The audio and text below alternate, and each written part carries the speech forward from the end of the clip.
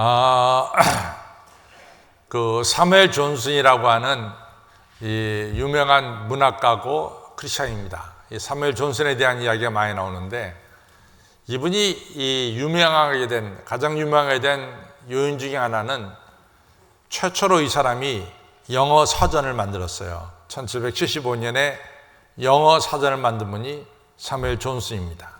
그리고 이 사람이 만든 영어 사전을 기초로 해서 우리가 다 학교 다닐 때 다 들었죠. 옥스포드 영어 사전을 그 다음에 만들어진 거예요. 그 옥스포드 영어 사전이 만들 때 가장 큰 도움을 준 것은 사무엘 존슨이 만든 영어 사전입니다. 근데 이렇게 유명한 사람에게 있어서 자기의 문제점이 있었습니다. 그분이 이제 1709년생인데 이분이 쓴 일기가 지금 그대로 남아 있는데, 일기 속에서 나오는 중요한 게 뭐냐면 이 사람이 자기 게으름을 갖다가 이겨내려고 노력한 것을 갖다가 볼 수 있어요.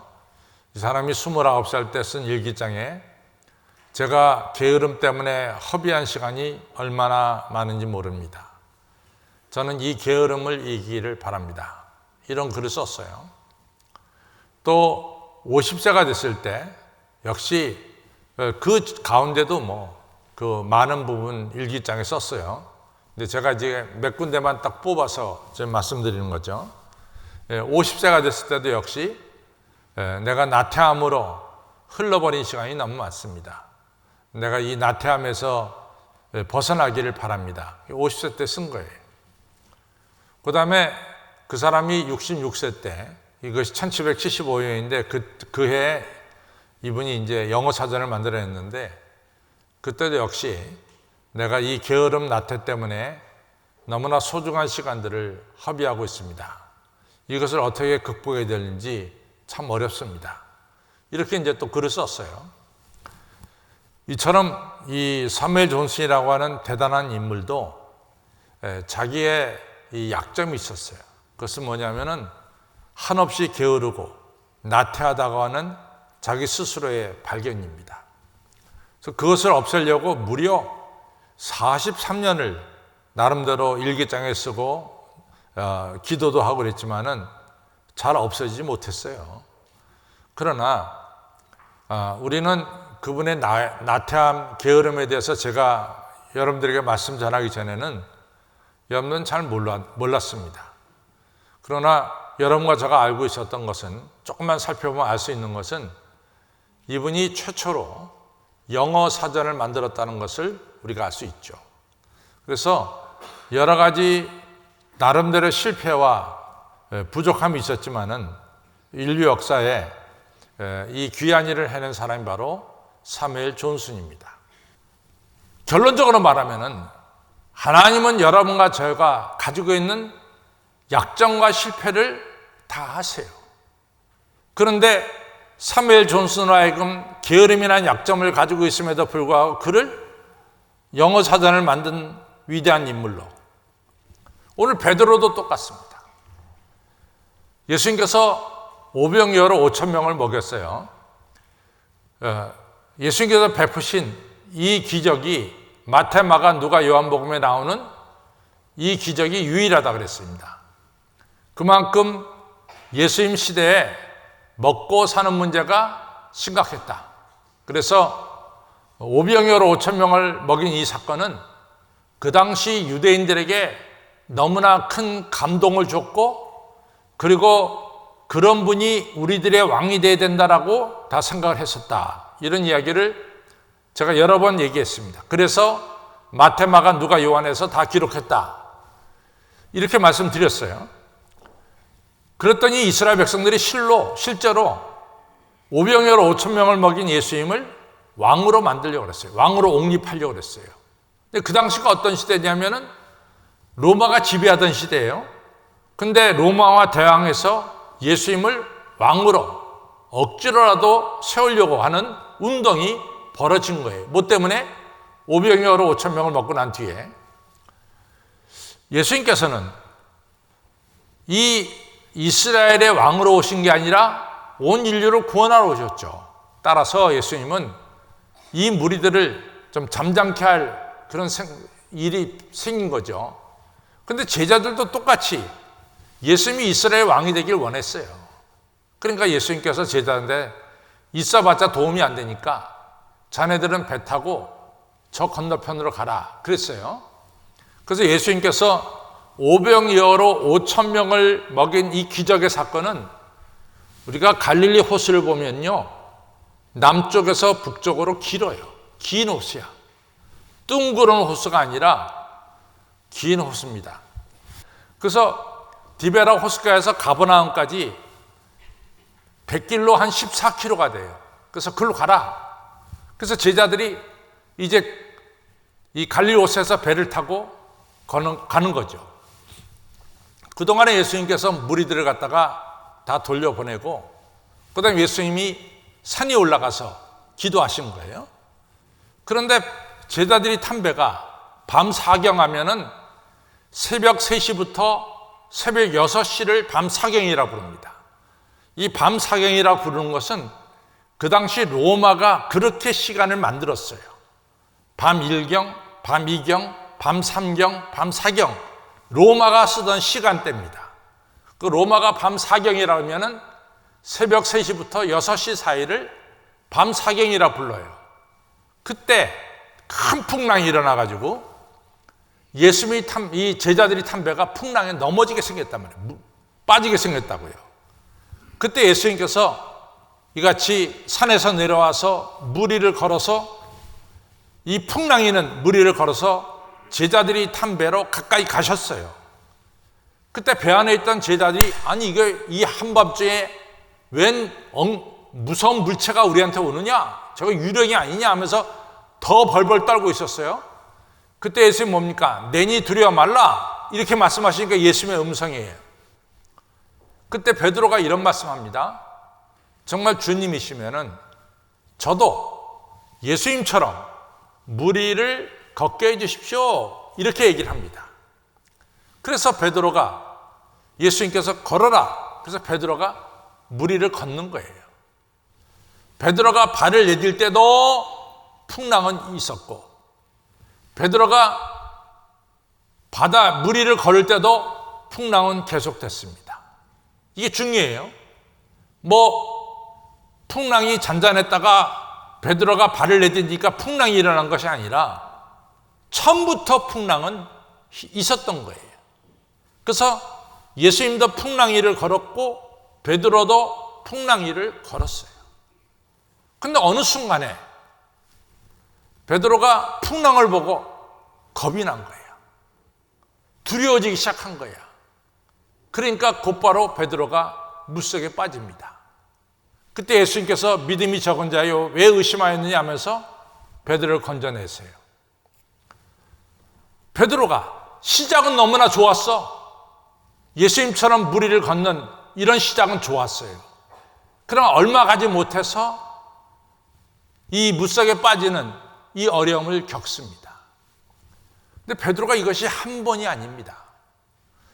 마태복음 26장에 보면은 베드로가 예수님과 함께 유월절 만찬을 같이 했어요.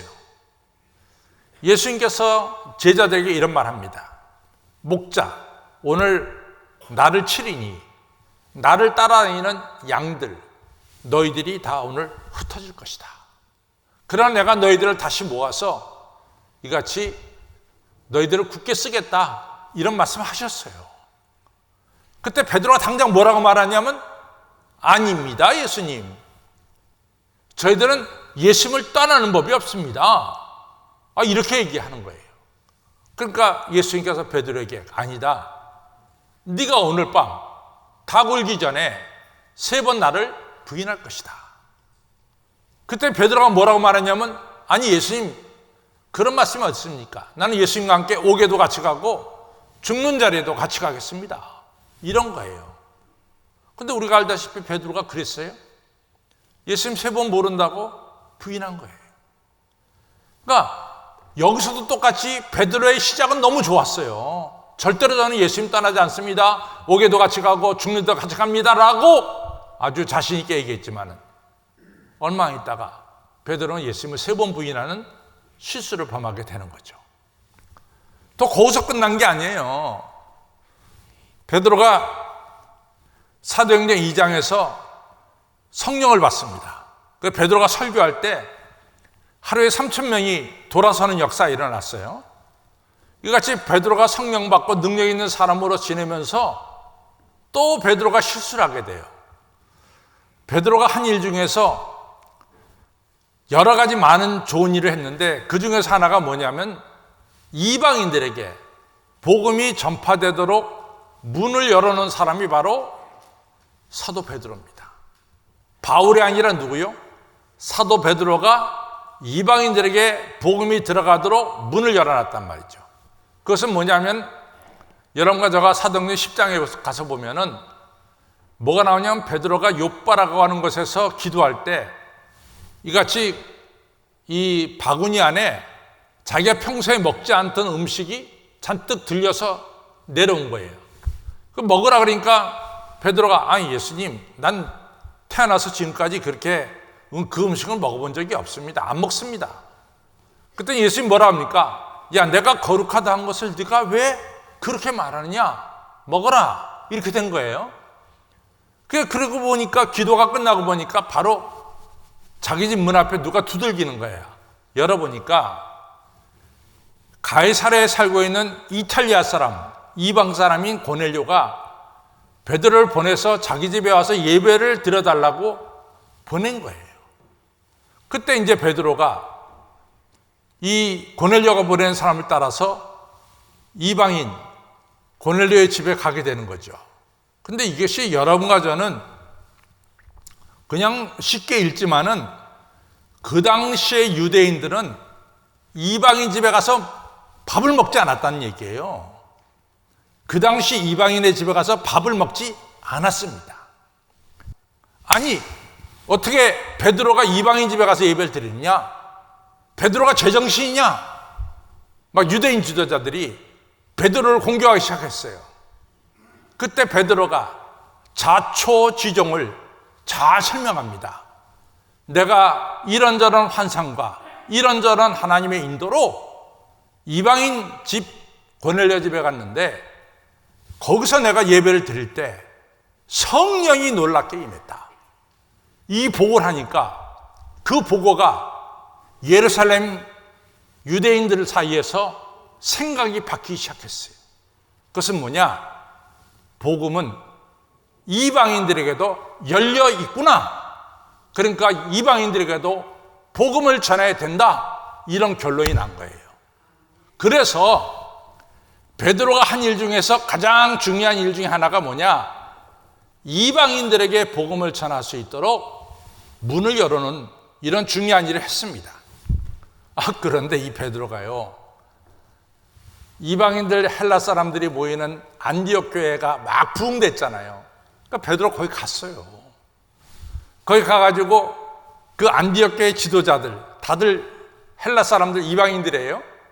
그들과 함께 점심을 같이 둘러앉아서 먹는 거야. 그런데 예루살렘에서 유대인 지도자들이 온다는 소식이 들렸어요. 그러니까 베드로 생각에 저 사람들이 또 나한테 베드로 당신은 이방인들하고 밥 먹어? 당신이 지도자로서 그렇게 밥 먹을 수 있어? 이렇게 비난할 것을 갖다가 생각하니까 골치가 아파지는 거예요. 그러니까 베드로가 밥 먹던 자리에서 일어나서 나가버렸어. 그걸 사도 바울이 보고 말이죠. 갈라디아서 2장 10절로부터 보면은 베드로를 야단치는 거야. 베드로, 당신은 유대인으로서 유대인답지 못하게 살면서 말이지. 어떻게 이방인들에게 유대인처럼 살라고 말하느냐? 당신은 위선자 아니야? 이런 이야기가 갈라디아서 2장 10절 이하에 나옵니다. 그러니까 베드로가 아주 사도 바울한테 제대로 걸려갖고 그래가지고 비난받는 것이 나와요. 이처럼 우리 베드로를 보면은 굉장히 이 좋은 일에 먼저 나서요. 어떤 면에서는 누구보다 제일 먼저 달릴 수 있는 분이 베드로야. 그 성격을 보면 굉장히 충동적이고 그리고 상당히 빨라요, 결정이. 그런데 오래 가지를 못해. 이게 베드로의 약점이라. 시작은 빨리 했지만은 곧 물속에 빠지든지 아니면 예수님을 3번 부인하든지 아니면 이방인들하고 밥 먹다가 일어나든지 오래 가지 못하는 거야. 이게 베드로가 가지고 있는 치명적인 약점입니다. 그럼 베드로가 왜 그랬을까? 베드로를 잘 살펴보면요, 베드로 밑바닥에는 두려움이 많은 사람이야. 두려움이 많은 사람이래도. 그러니까 물 위를 걷다가 풍랑 보니까 두려우니까 그냥 물속에 빠져. 또 내가 예수님을 죽기까지 따르겠다라고 말은 했지만은 보니까 전부 다 예수님을 갖다가 지금 때리고 묶어놓고 막 예수님을 갖다 고난 주는 거야. 그거 보니 겁이 나. 그러니까 나 예수님 모른다 그런 거야. 또 이방인들에게 복음의 문은 열어놨지만 이방인과 밥 먹다가 이걸 갖다 비난받을 생각하니까 또 겁이 나. 그러니까 밥 먹던 자리에서 일어난 거야. 그러면 베드로의 밑바닥에 뭐가 있느냐? 두려움이 깔려 있는 거야. 이것이 베드로의 기질입니다. 여러분, 여러분과 저는 그런 약한 기질이 없을까요? 여러분과 저는 그런 약한 기질이 없냔 말이지. 베드로에게는 이런 두려움이라고 하는 기질을 가지고 사는 사람이에요. 그래서 이 두려움 때문에 베드로는 실수도 하고 넘어지기도 하는 거죠. 또 베드로에게 하나 더 있다면 뭐가 있냐? 베드로에게는 믿음을 가졌다고 하지만은 동시에 베드로의 마음속에는 순간적으로 의심하는 이런 기질이 있어요. 그렇죠. 그래서 바다 위를 자기가 물 위를 걸을 수 있다는 믿음도 있지만은 동시에 뭡니까? 풍랑 보니까 그 믿음이 의심으로 바뀌는 거야. 믿음이 의심으로. 그래서 예수님께서 그럽니다. 베드로야, 믿음이 약한 자에 왜 의심하였느냐? 이렇게 야단치는 거죠. 근데 이런 의심은요, 마리아도 의심이 생겼어요. 네가 아들을 낳으리니 그 아들이 바로 인류를 구원하는 예수가 되리라. 마리아가 합리적인 의심을 합니다. 아니, 내가 남자를 하지 못한데 어떻게 아이를 가졌습니까? 그런 엉터리 같은 말이 어디 있습니까? 이런 얘기 하잖아요. 여러분, 여러분과 저에게는 의심이 없을까요? 의심이 없냐 그 말이에요. 하나님 도대체 언제까지 이 코로나 바이러스가 계속됩니까? 살아계시면 이게 이렇게까지 계속될 수가 있습니까? 당연한 의심을 품을 수 있죠. 그런데 우리가 이같이 두려움이 실패를 만들고 의심이 때로는 넘어지게 만들고 이러한 기질을 가진 베드로가 지금 여러분과 저에게 베드로는 어떤 분입니까? 베드로는 믿음의 사도요. 그렇죠. 우리 교회, 정말 교회를 캐톨릭에서는 베드로가 최초의 교황이에요. 우리 믿음의 이같이 선배입니다. 그래서 자기 자식들이 아들을 낳으면 이름을 피터 또는 베드로라고 이름을 줘요. 큰 믿음의 소유자로 세워졌습니다. 정말로 실패를 넘어서 아브라함은 복의 근원으로, 베드로는 실패를 넘어서 아브라함은 큰 믿음의 사도로 세워졌어요. 어떻게 그렇게 됐을까? 어떻게 이렇게 베드로와 아브라함이 실패를 넘어서 큰 믿음의 소유자가 됐을까? 한 가지 분명한 것은 아브라함도 그렇고 베드로도 그렇고 끝까지 예수님을 따랐다는 거예요. 끝까지. 실패했음에도 불구하고 끝까지 예수님을 따랐어요. 이것이 핵심입니다. 아브라함이 실패했음에도 불구하고 끝까지 예수님을 바라봤고 베드로 역시 여러 가지 실패를 넘어서서 끝까지 예수님을 따랐다는 거예요. 거기에 중요한 내용이 들어있죠. 왜 예수님을 우리가 끝까지 따라야 되는가? 예수님은 완전한 사람을 위해서 오지 않았습니다. 내가 이 땅에 온 것은 이같이 의인을 위해서 온 것이 아니라 내가 이 땅에 온 것은 실수와 실패와 허물이 있는 죄인인 너희들을 위해서 왔다. 이것이 바로 예수님이 오신 목적이에요. 예수님은 완벽한 사람을 위해서 오신 게 아니에요. 여러분과 저처럼 믿음이 있는 것 같기도 하고 두려운 사람인 것 같기도 하고 어떨 때는 충성한 사람 같기도 하고 어떨 때는 불충성한 사람 같기도 하고 어떨 때는 확신이 있는 사람 같기도 하고 어떨 때는 의심이 이같이 많은 사람 같기도 한 이러한 여러분과 저, 불완전한 여러분과 저, 그래서 때로는 실수도 하고 실패도 하는 여러분과 저를 위해서 예수님이 이 땅에 오셨다는 이 진리를 여러분과 저는 확실하게 믿어야 될 줄로 믿습니다. 또 한 가지 중요한 것은 뭐냐? 빌립보서 1장 6절에 너희 안에 착한 일, 선한 일을 시작하신 우리 예수님이 그리스도 예수의 날까지 이루실 것이다 라고 하는 사실이에요. 여러분과 제가 왜 이 자리에 오신지 아세요? 하나님 불러서 왔어요. 하나님 여러분과 저를 그냥 불렀을까요? 아닙니다. 여러분들 부를 때 여러분들 각자에게 하나님은 선하신 계획이 있다고, 하나님의 특별한 계획이 있다고, 그 계획을 하나님은 한 번도 포기한 적이 없어. 베드로를 불러서 베드로를 수제자로 사는데 예수님의 계획은 한 번도 흔들린 적이 없어요. 하나님이 아브라함을 불러서 아브라함을 갖다 복의 통로로 만드신 데 있어서 한 번도 그 계획을 바꾸신 적이 없어요. 이것이 하나님의 선택하심과 하나님의 계획입니다.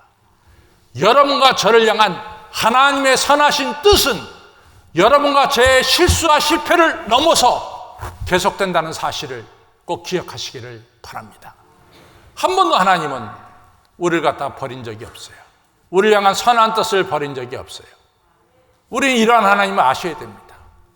하나님은 약한 나를 위해 오셨고 실수 많은 나를 위해서 오셨고 하나님은 또한 나를 향한 선하신 계획을 한 번도 버리신 적이 없다.